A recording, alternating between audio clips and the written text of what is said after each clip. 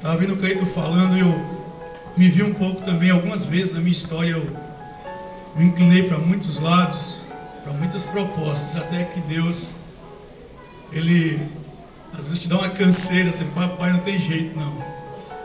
E aí você tem que se virar para o Senhor e dizer: Senhor, o que o Senhor quer de mim, né? E aí Deus nos coloca na sua presença e começa a estabelecer o reino em nós e através de nós. Glória a Deus. Deus tem uma palavra para você essa noite. Quantos recebem? Amém? Eu também.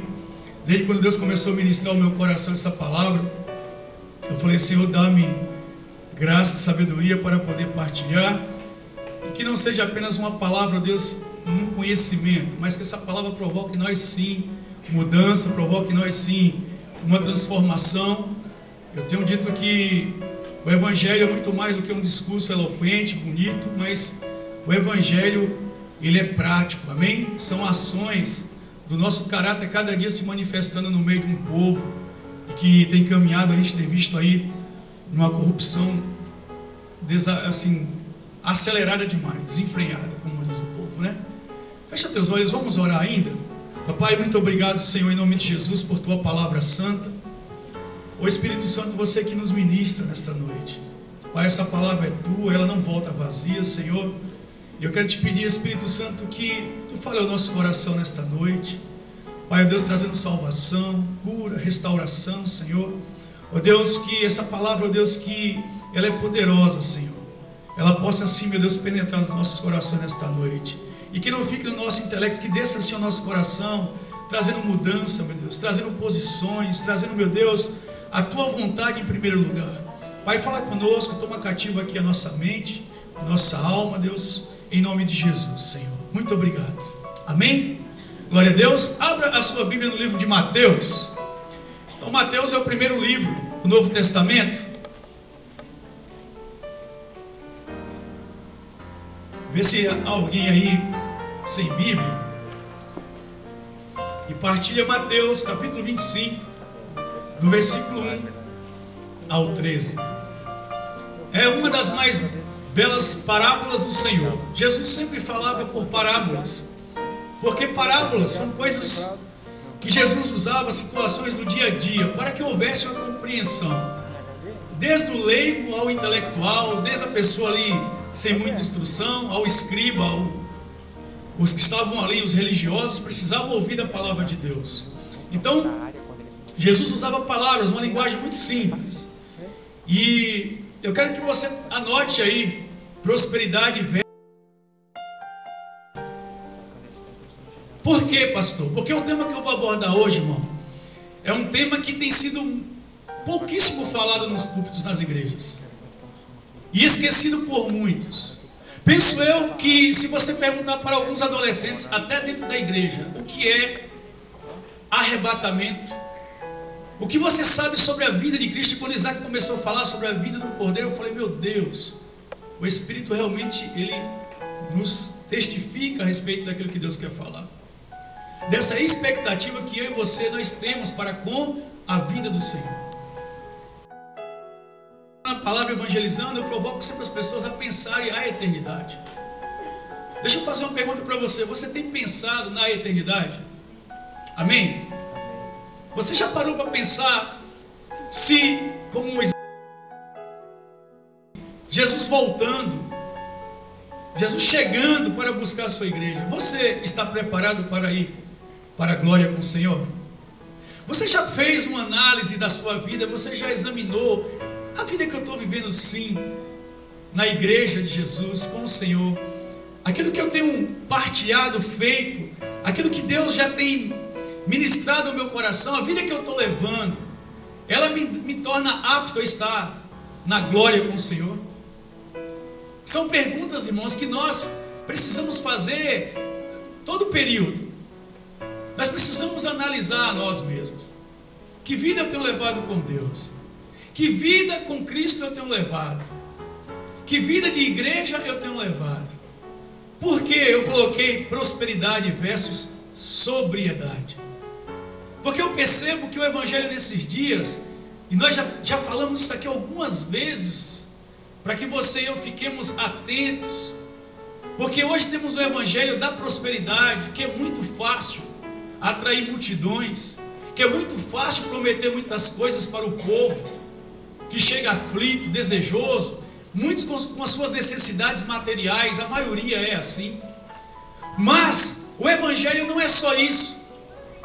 A palavra diz que aquele que anda com o Senhor, ele é próspero, irmão. As bênçãos nos alcançam, amém? As bênçãos correm atrás de mim e de você. Nós não precisamos fazer esforços. Tem coisas que Deus tem nos acrescentado hoje, depois de muito tempo. Mas eu tenho esperado em Deus. Eu não tenho gasto a minha vida, o meu tempo, as minhas energias correndo atrás de coisas. Porque eu sei que se Jesus me chamar hoje, as coisas que eu tenho corrido atrás, eu não vou poder levar. Quantos estão me entendendo? Quantos estão me ouvindo lá atrás? Glória a Deus. Então, queridos, nós precisamos pensar nisso. Porque há um desespero muito grande, um consumismo constante da parte de homens e mulheres de Deus que estão estressados, cansados, sobrecarregados. Falava um pouco sobre Marta outro dia, onde Jesus... Você está muito distraída, onde na rádio eu partilhei essa mesma palavra. Estamos numa cidade que há muitas fábricas, onde as pessoas trabalham o tempo todo. Tem pessoas que têm 2, 3 trabalhos. E nós estamos acumulando, buscando muita prosperidade. Nós estamos buscando muitos recursos financeiros. Temos reservas. Pessoas têm dinheiro no banco. Pessoas têm muitas coisas aqui. Mas que se Jesus voltar hoje, irmãos, talvez muitas dessas coisas que você e eu buscamos não vai te acrescentar nada. E a Bíblia mesmo vai dizer que o que adianta o homem ganhar o mundo inteiro e perder a sua alma? Então pensa isso, querida, a sua alma tem valor. Amém? O projeto de Deus para mim e para você é muito maior. Tal é que quando Jesus ele vem e ele começa a se manifestar como Jesus, operando milagres, e ele vai ao batismo lá com João Batista, a Bíblia diz que depois que ele é batizado, o Espírito Santo de Deus o leva a ficar 40 dias e 40 noites orando e jejuando. Jesus então se preparava. Mas após toda essa consagração, todo esse tempo de Jesus com Deus, a Bíblia diz que o diabo, ele chega até Jesus com propostas, oferecendo todos os reinos, não foram alguns reinos, para que Jesus, uma vez renunciando ao projeto de Deus, à vontade de Deus, ele teria tudo isso. E você acha que comigo você é diferente? Não. E muitas vezes não precisa muito reino, não. Basta uma oportunidade melhor de trabalho, basta uma oportunidade diferente, onde a gente vai ganhar mais. E a gente vê as pessoas atropelando e largando tudo, porque precisam ter mais, precisam conseguir mais, precisam acumular mais. É um desespero. Eu conheço lares, se o cidadão abrir a geladeira, ele vê que está um buraco faltando um pedaço de carne, está cheio de carne, mas está lá, está faltando porque já consumiu. Ele tem que ir no mercado porque ele precisa preencher. Porque, meu Deus, vai faltar. Se ele abre e está lá, de repente, a geladeira já um pouco vazia, isso já dá uma incomodação. Ele só deita e se sente seguro se olhar e está tudo cheio, até perdendo, né? E a gente fica nesse desespero. Mas eu quero falar de um tema, irmão, que por muitas, olha, eu penso, raríssimo eu ter ouvido isso, inclusive na televisão, que eu costumo parar para ouvir o tipo de mensagem que muitos homens estão ministrando na televisão. Muitas palavras de prosperidade.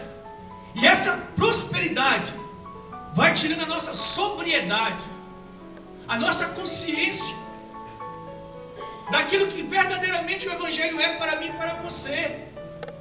E aí, por conta dessa prosperidade desenfreada, de eu preciso ter o carro, a casa, as coisas, e Deus vai te dar, eu comprometo a minha sobriedade. Eu vivo o Evangelho de, sabe assim, irmão, vamos para lá que lá tem, agora não deu mais certo, que corro para lá, e você não para ouvir Deus. E está ouvindo muitas vezes homens, que muitas vezes negociam até a própria palavra. É muito sério o que eu vou falar hoje, porque Jesus ele vem falando, e quando ele chega aqui nesse sermão, e é um sermão profético daquilo que vai acontecer, ele vai falando um pouco antes. Se você voltar a Mateus 24, você vai ver Jesus falando do princípio das dores, depois ele vai falando da grande tribulação, a vida do Filho do Homem, e aí ele vai falando de 2 tipos de pessoas nessa parábola que nós vamos ler agora. A parábola das 10 virgens. Então você vai ver que não basta fazer algumas coisas, está envolvido com algumas coisas. Ter um discurso de crente, de evangélico, é muito mais que isso. Vir numa igreja, numa célula, num grupo pequeno, não importa. A atividade que você tem, o envolvimento na igreja que você está, é muito mais o evangelho que isso. Então eu quero ler com você, nesse capítulo 25 de Mateus, diz assim a parábola: então o reino dos céus será semelhante a 10 virgens, que tomando as suas lâmpadas, saíram ao encontro do esposo. E 5 delas eram, diga mais alto, prudentes. Pergunte para o irmão com muito carinho: você tem sido prudente? Você tem andado debaixo de uma sobriedade, de uma consciência de quem você é, o que Deus tem e quem Deus é? Porque tem muitos que andam loucos, nécios. Aí diz: e 5 delas eram prudentes e 5 loucas, perturbadinhas. As loucas, tomando as suas lâmpadas, não levaram azeite consigo, mas as prudentes levaram azeite com as suas lâmpadas. E tardando o escuro, dormiram, tosquenejaram todas e adormeceram. Mas à meia-noite ouviu-se um clamor: aí vem o noivo! Aí vem o noivo! Aí vem o esposo! Saem ao encontro. Então todas aquelas virgens se levantaram e prepararam as suas lâmpadas. E as loucas disseram às prudentes: dai-nos do vosso azeite, porque as nossas lâmpadas se apagam. Mas as prudentes responderam dizendo: não seja caso que nos falte a nós e a vós, ide antes aos que o vendem e comprai-o para vós. E tendo elas indo comprá-lo, chegou o esposo, o noivo, e as que estavam preparadas entraram com ele para as bodas, e fechou-se a porta. E depois chegaram também as outras virgens, dizendo: Senhor, Senhor, abre-nos. E ele respondendo disse: em verdade vos digo, que não vos conheço. Vigiai, pois, porque não sabeis o dia nem a hora em que o Filho do Homem há de vir. Você sabe quando ele virá? Nem eu. Jesus está voltando. Diga para 3 pessoas: Jesus está voltando, irmão. Diga assim: o esposo está voltando. Diga assim: está mais próximo do que você imagina. Fala para ele: está mais próximo do que você imagina. E nós temos falado muito, irmãos, a gente está muito entretido com muitas coisas, dando atenção a muitas coisas desse mundo, displicentes. E os sinais estão aí, a gente está vendo toda hora. E aí eu penso: meu Deus, parece que precisa acontecer catástrofes, parece que precisa acontecer coisas muito sérias na nossa casa, nas nossas vidas, para que muitos corram para a igreja, se dobrem e reconheçam: ah, Jesus é o Senhor. Nós vimos, irmãos, agora uma catástrofe lá em Santa Rosa, é isso? Santa Maria, lá no Rio Grande. É dolorido ver tantos jovens morrer de uma vez só. Todo o país ficou de luto, todos nós sentimos isso. Mas estavam todos numa boate curtindo festa. Nada contra você ter lazer. Mas eu faço uma pergunta para você: onde estava Deus ali?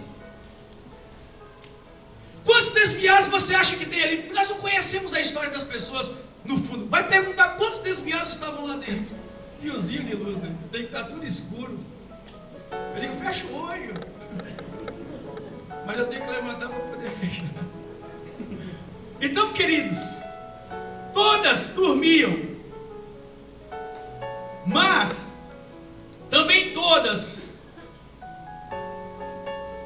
estavam na expectativa de entrar com o noivo. Quantos têm expectativa de estar com o noivo? Essa é a nossa motivação. Vivendo aqui na terra como se já estivesse no céu. Nós podemos fazer, irmão, aqui da nossa família, aqui na terra, tempos do céu, na nossa casa, na nossa vida, na nossa família.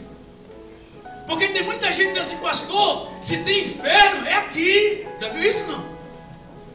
A minha vida é inferno, a minha casa é inferno, meu trabalho é inferno, tudo é inferno. Não tem nem noção do que está falando. Mas vive no inferno porque quer. Não é? Porque quem quer vida, vai para Jesus. E Ele não veio dar uma vida como você e eu temos, ou tínhamos, né? Ele quer dar uma vida, e vida abundante. Amém?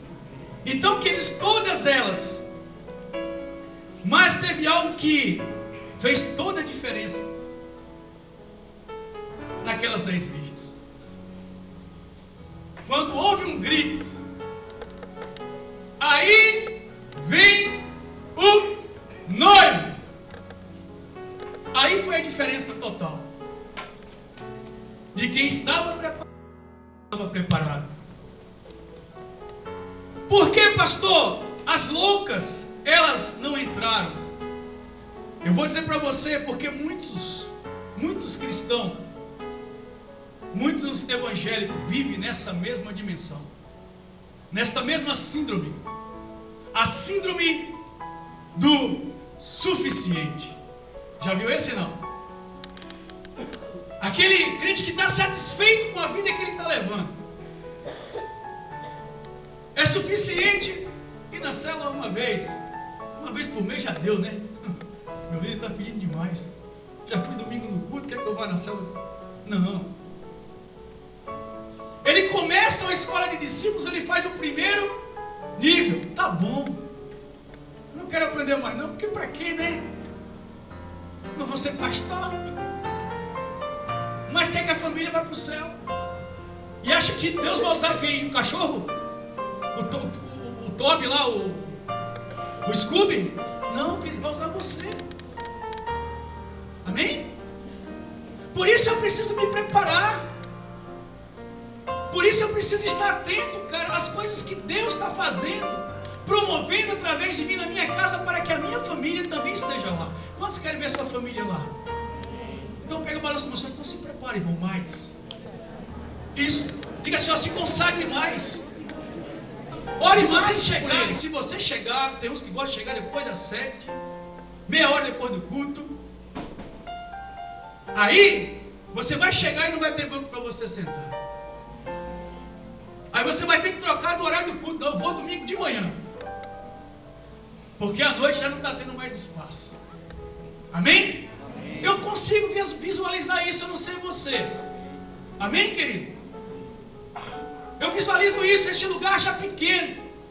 Porque o que mais tem aí fora é gente para encher esse lugar. Esse lugar. Uma arena daquela, pode botar a arena aí. E a gente vai ter que procurar na cidade um lugar maior e não vai achar. Não que nós estamos preocupados com a estrutura, mas as pessoas não vão ser ministradas de bairro de frio, de chuva, de sereno, não, né? Mas eu penso assim e creio assim.